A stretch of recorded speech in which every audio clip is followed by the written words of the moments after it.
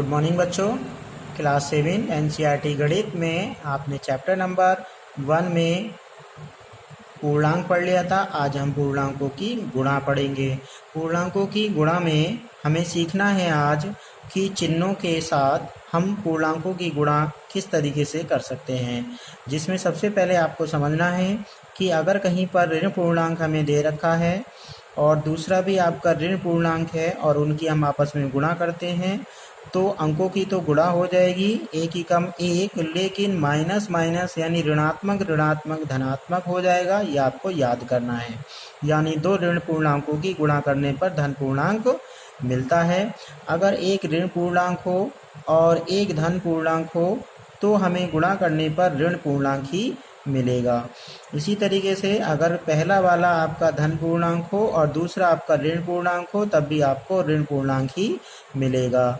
लेकिन अगर दोनों ही धन पूर्णांक हो और उनकी हम गुणा कराएं तो धन पूर्णांक मिलेगा। यानी कहने का मतलब यह है कि दोनों ही अगर समान चिन्ह हैं और उनकी हम गुणा करते हैं तो ऋणात्मक ऋणात्मक धनात्मक हो जाएगा, और अगर दोनों ही धनात्मक धनात्मक हैं तो वो धनात्मक ही रहेगा। लेकिन अगर एक ऋणात्मक और एक धनात्मक हो या पहला धनात्मक और दूसरा ऋणात्मक हो तो वो ऋणात्मक ही आएगा। इसी तरीके से अगर यहाँ पर एक और एक की जगह 2 और 3 होता तो 3 दूनी 6 हो जाता, लेकिन प्लस आता। अगर यहाँ पर आपका -3 और प्लस के 2 होता तो 3 दूनी 6 आता। यानी अंकों की संख्याओं की तो गुणा हो जाएगी, लेकिन चिन्हों की गुणा को हम इस तरीके से समझेंगे और संख्याओं की गुणा संख्याओं की तरीके से ही करेंगे। इसके अलावा अगर हम किसी भी पूर्णांक में 0 से गुणा कराते हैं, अगर हम किसी भी पूर्णांक में 0 से गुणा कराते हैं तो हमारा उत्तर 0 ही आता है। ये आपको याद रखना है। किसी भी पूर्णांक किसी भी संख्या में अगर हम 0 से गुणा कराते हैं तो उसका उत्तर 0 ही प्राप्त होता है। तो अब हम एक्सरसाइज एक तथ्य और पढ़ लें, जिसमें आपका माइनस माइनस अगर 2 बार आता है तो वो माइनस माइनस प्लस यानी ऋणात्मक ऋणात्मक धनात्मक हो जाता है। और अगर आपका ऋणात्मक 3 बार आता है तो दो ऋणात्मक आपस में धनात्मक बनते हैं। फिर उस धनात्मक की अगले तीसरे ऋणात्मक से गुणा कराने पर वो ऋणात्मक ही आएगा। इस तरीके से हमें देखना है कि अगर ऋणात्मक चिन्हों का अगर जोड़ा बनता है, युग्म बनना होता है, तो वो कैंसिल होकर आपके धनात्मक हो जाते हैं। जैसे कि यहाँ पर माइनस माइनस प्लस हो गया है तो ये प्लस आ गया है। इसी तरीके से दूसरे में आपके 3 माइनस हैं, जिसमें 2 तो माइनस माइनस आपस में प्लस हो जाएंगे, जबकि तीसरा माइनस माइनस हो जाएगा। इसी तरीके से फिर आपके 2 और 2 4 माइनस हैं, जिसमें से 2 माइनस आपस में प्लस हो जाएंगे और आखिर 2 माइनस आपस में प्लस हो जाएंगे और हमारा धनात्मक मिलेगा। इसी तरीके से अगर इनकी गिनती विषम होती है तो हमें माइनस में ही लिखना होता है, और अगर इनकी गिनती सम होती है तो हमें प्लस में लिखना होता है। चलिए हम आते हैं एक्सरसाइज नंबर 1.3 पर। 1.3 में पहली एक्सरसाइज दे रखी है, पहला क्वेश्चन दे रखा है निम्नलिखित गुणनफलों को ज्ञात कीजिए। तो सबसे पहला हमारा दे रखा है गुणनफल में 3 गुणा माइनस के 1, यानी हम यहाँ पर संख्याओं की गुणा कराएंगे। 3 ही कम 3, तो आंसर तो इसका 3 आएगा, लेकिन हमें देखना है चिन्ह। तो पहला वाला जो 3 है उस पर आपका धनात्मक चिन्ह है, जो हमें नहीं दिखाया है। तो हमने बताया था जब विपरीत चिन्ह होते हैं उनकी गुणा होती है तो प्लस माइनस माइनस ही आएगा। लेकिन दूसरे की अगर हम बात करें बी पार्ट में, तो देखिए एक ऋणात्मक है एक धनात्मक है। अगर हम किसी भी संख्या की 1 से गुणा कराते हैं तो 225 का पहाड़ा एक बार पढ़ेंगे, 225 ही का नाम 225, और क्या आएगा वो आपका ऋणात्मक 225 आएगा। इसी तरीके से अगर हम सी की बात करें तो सी में 21 की पहले 30 से गुणा करा देंगे तो वो बन जाएगा आपका 630, और 630 के बाद हम देखेंगे कि दोनों में ऋणात्मक है और ऋणात्मक ऋणात्मक आपका धनात्मक हो जाता है। इस तरीके से आपकी संख्याओं की इनकी आपको गुणा करनी है। लेकिन हमने बताया जब किसी की भी संख्या की 0 से गुणा करते हैं तो उसका आंसर 0 आता है, और 0 कभी भी धनात्मक या ऋणात्मक नहीं होता, 0 0 होता है। ये भी आप ध्यान रखेंगे।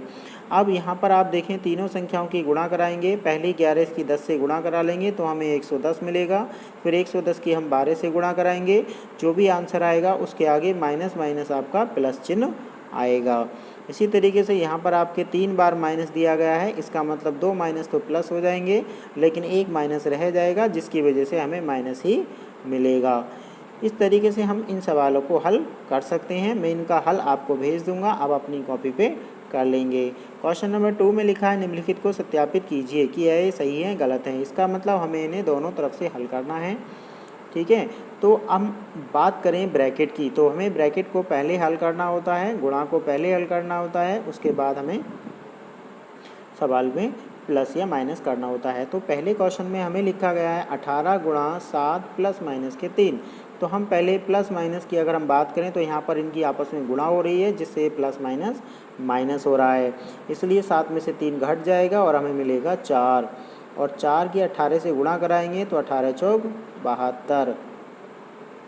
इसी तरीके से अगर हम इधर करें तो आपका यहाँ गुणा का चिन्ह लगा है और 18 आपका प्लस का है, 18 तिया 54, तो आएगा माइनस के 54।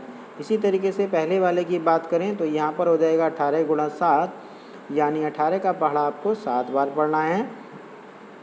18 सत्ते 126, 126 में से हम 54 को माइनस कर देंगे, 6 में से 4 घटाएंगे तो 2 बचेगा, 12 में से 5 घटाएंगे तो 7 आएगा, यानी ये भी हमारा 72 है दायां पक्ष और बायां पक्ष भी हमारा 72 है। इसका मतलब हमारा दूसरे का पहला कथन सही है। इसी तरीके से आप दूसरे कथन को भी हल करेंगे।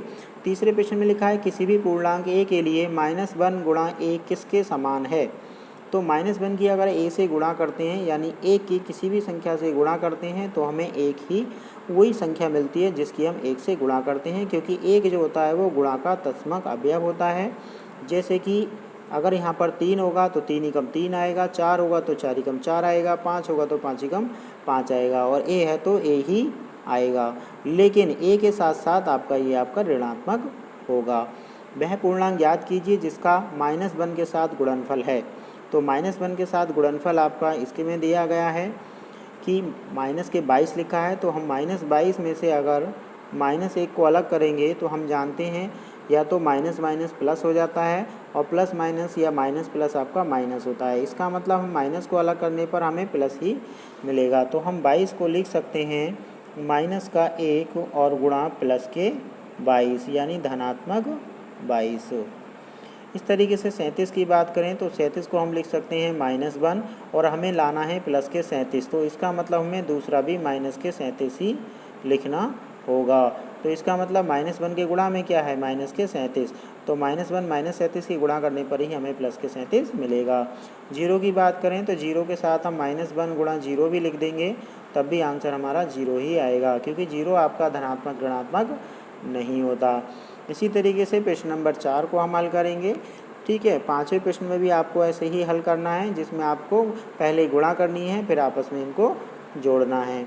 तो इन सवालों में पहले आप 26 की 48 से गुणा कर लेंगे, 48 की 36 से गुणा कर लेंगे, ये आपका माइनस माइनस प्लस हो जाएगा और ये आपका प्लस माइनस माइनस हो जाएगा।